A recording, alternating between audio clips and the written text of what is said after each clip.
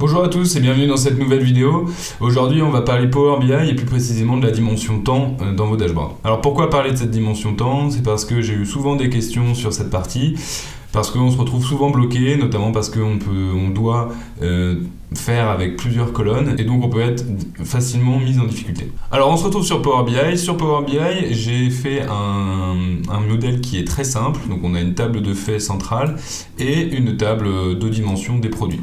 Donc rien de très compliqué. Si on visualise les données, on a une table de faits avec ici plusieurs colonnes de dates et une colonne de produits avec tous les produits qui sont dans la table de faits. Donc ce que vous pouvez faire assez classiquement quand vous tombez sur un report de la sorte, souvent ce que l'on fait, c'est qu'on va rien faire de particulier, on va aller directement dans la partie rapport et on va créer un dashboard, un visuel avec ici les dates sur le côté droit. On voit que Power BI reconnaît les colonnes qui ont le type date. Donc ça, il va le reconnaître automatiquement parce qu'il y a une fonction qui est cochée, qui est activée par défaut sur Power BI qui s'appelle l'auto-datetime. Et ce faisant, Power BI va détecter les colonnes de type date et va créer en fait des tables de date cachées, donc derrière, et créer des hiérarchies automatiquement. Donc l'avantage, c'est que vous n'avez rien à faire. Vous arrivez directement, vous avez ici la hiérarchie année, trimestre, jour qui se crée. Et donc, vous pouvez d'ores et déjà utiliser cette hiérarchie dans vos visuels.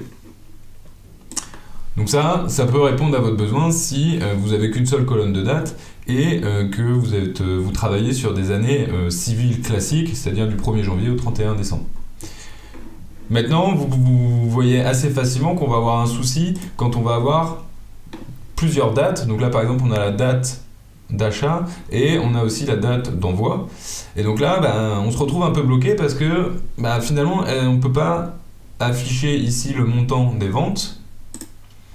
On ne va pas pouvoir l'afficher sur un même graphique en fonction des dates d'achat et des dates d'envoi. Vous voyez, là, en fait, on se retrouve un peu bloqué. On peut pas faire glisser là l'axe X, ça va donner quelque chose de bizarre. Donc voilà, on se retrouve bloqué là-dessus. Alors, quand vous avez plusieurs dates dans votre fichier, ce qu'il va falloir faire, on va le faire en 3 étapes.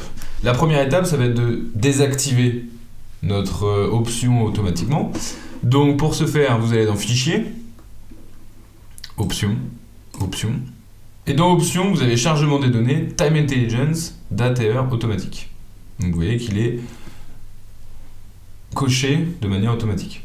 Donc encore une fois, cette option, qu'est-ce qu'elle va faire? Elle va créer automatiquement une table de date masquée, donc vraiment vous n'allez pas la voir, ou sinon il faut utiliser un autre outil, à chaque fois qu'il va détecter une colonne de type date. Donc là, dans notre cas, on a 3 colonnes de date, donc ce qu'il faut savoir, c'est qu'il a créé 3 tables de date derrière.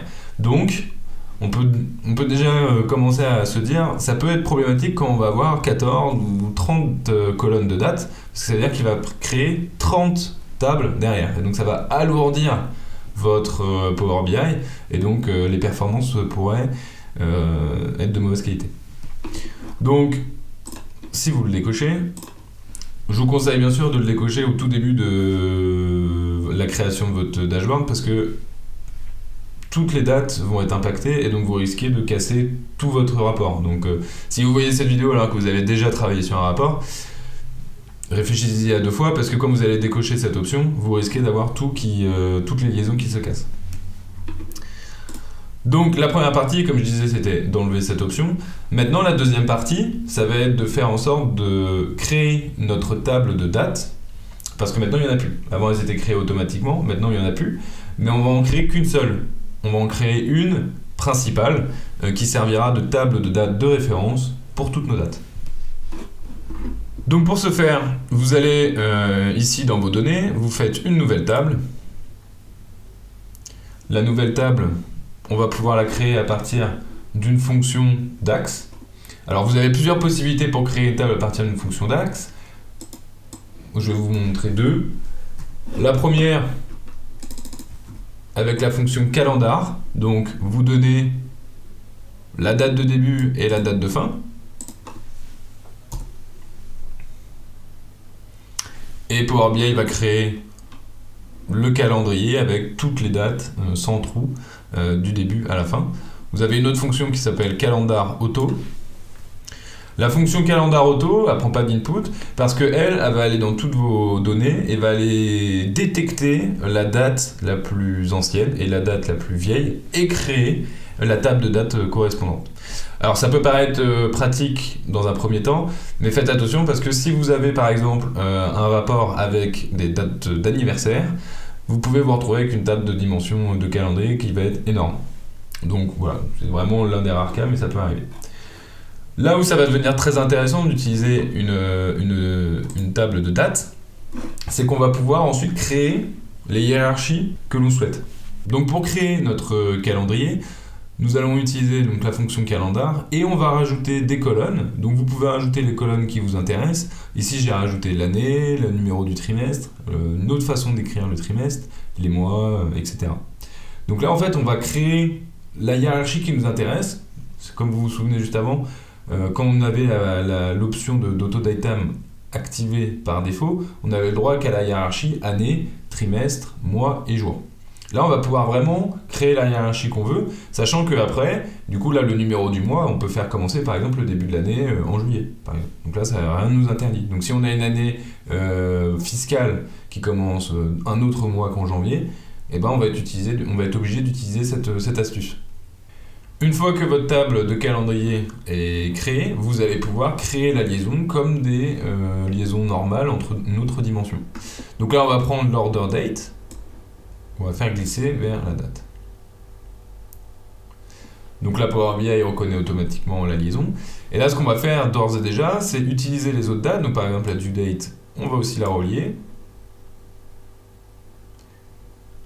Et on va faire pareil avec la date d'envoi. Et là, on voit deux différences. On a notre première, celle de date de vente, order date, qui va être en trait plein, et les deux autres vont être en trait pointillé. Donc, c'est quoi la différence entre les deux? Celle qui est en trait plein est une date active, et les autres vont être des dates inactives. Entre une table, il ne peut y avoir qu'une liaison active, et toutes les autres seront des liaisons inactives. Et donc, grâce à ce système de actif-inactif, on va pouvoir, dans un deuxième temps, pouvoir activer celle qui nous intéresse selon ce qu'on souhaite calculer dans la suite. Donc, on retourne dans notre partie de rapport, de visualisation. Donc, on va créer dans cet exemple 3 mesures. Une première mesure qui va nous permettre de calculer le montant total des ventes par order date, celle qui est sur une liaison active. Et on va en créer 2 autres qui vont nous permettre de calculer le montant selon les 2 autres dates, donc celle qui était la date d'envoi et l'autre qui était la date de réception. Donc la première, order date, comme on est sur une liaison active, on utilise ce que l'on fait comme d'habitude avec la fonction sum, tout ce qu'il y a de plus classique, ce que vous feriez d'habitude.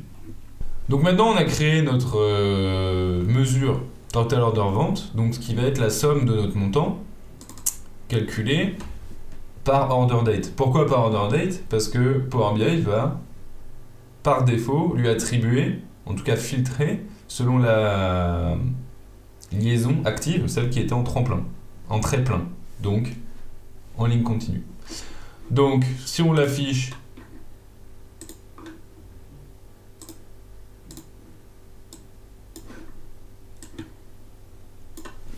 on retrouve bien ici donc nos ventes filtrées par année et mois. Donc année et mois qui sont des colonnes qu'on a calculées nous-mêmes dans la table de date. Encore une fois, après on peut faire ce qu'on veut du coup, puisque c'est nous qui avons créé chaque colonne, on a toute la liberté.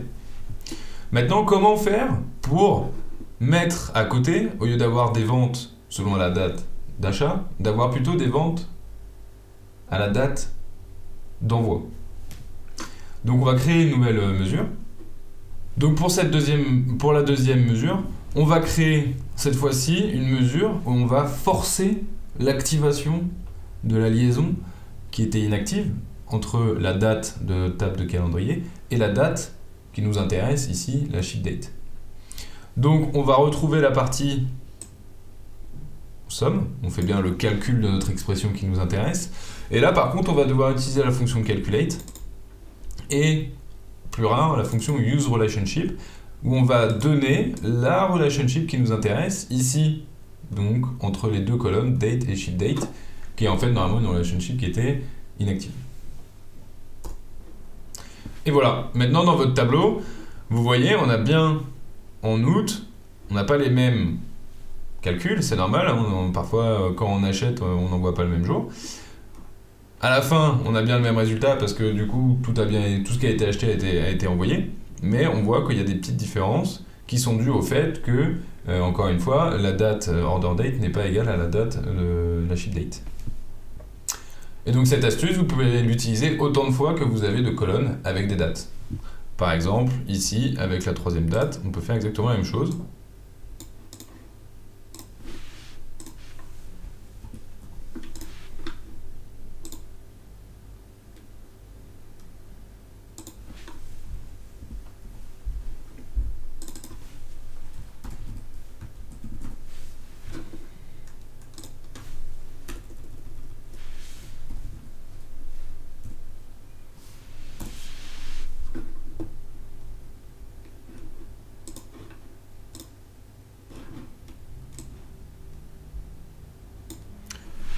On peut ensuite faire la même chose avec la due date. Il suffit d'activer la troisième relation. Alors ce qu'il faut savoir, c'est que du coup, en faisant comme ça, on n'a créé qu'une seule table de date, qu'on peut customiser comme on veut, qu'on peut modifier comme on veut, au lieu d'avoir, on aurait eu là dans ce cas-là, 3 tables de date cachées, sur lesquelles en plus on n'a pas la main, sur lesquelles on ne peut pas créer la hiérarchie qui nous intéresse. D'où l'intérêt d'utiliser cette technique, qui est pour moi finalement la chose à faire à chaque fois que vous avez du temps dans vos dimensions. Alors le problème, si vous avez été observateur, c'est que en faisant ça, on se retrouve un peu embêté.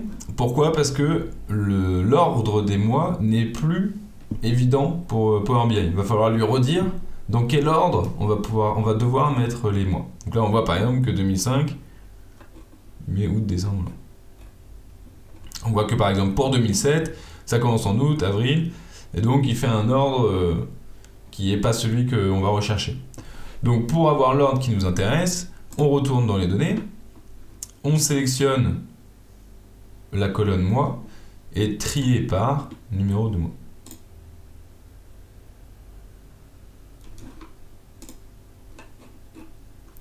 Et là, quand vous retournez dans votre visualisation, vous avez bien tout qui a été mis dans le bon ordre. Et c'est grâce à cette astuce que vous pouvez ensuite modifier votre mois de départ. Ici, juillet, c'est le 7, parce qu'on a fait janvier égale 1, mais vous pouvez tout simplement mettre votre 1, par exemple, en juillet, et donc l'année commencera en juillet, et donc tous vos calculs se feront à partir de le mois de juillet. Maintenant qu'on a résolu le problème d'avoir plusieurs colonnes de type date, on va attaquer une autre partie qui va vous permettre de manipuler les données en temps assez facilement.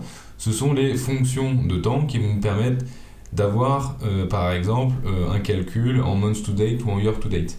Donc là on va faire en year to date, mais vous allez voir que c'est exactement la même façon pour month to date. Donc on va créer une nouvelle mesure. Pour créer ensuite une valeur qui va se remettre à 0 à chaque début d'année, on peut utiliser la fonction date year to date qu'on va activer sur la colonne de temps et encore une fois la fonction calculate. Donc là on l'a fait avec notre mesure qui est sur les order date, mais on peut faire la même chose avec celle qui est sur le sheet date et on va repartir à 0 on va calculer sur la dimension des sheet date.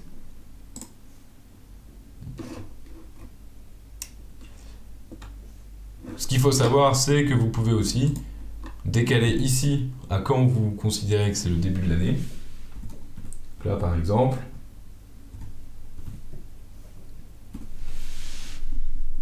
vous dites que le début de l'année c'est le 1er janvier.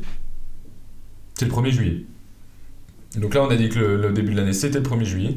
Et donc, eh bien, il se remet à 0 tous les débuts de juillet. Et voilà, c'est fini pour cette vidéo qui est assez courte sur la gestion des temps dans Power BI. Donc avec ces astuces, vous pourrez être capable de vous débrouiller dans la majorité des situations. Je vous ai pas fait un tour d'horizon de toutes les fonctions de Time Intelligence qui existent, je vous en ai montré une, les autres fonctionnent de manière similaire, et à partir du moment où votre modèle de données est correctement fait, ça déroulera plus facilement. Le but du jeu étant de ne pas accumuler comme ça au fur et à mesure sur son Power BI une dette technique qui va ensuite être impossible à démêler. Donc merci à tous d'avoir suivi cette vidéo, on se rejoint pour une prochaine vidéo sur des astuces Power BI, Snowflake ou DBT, et je vous souhaite une bonne journée.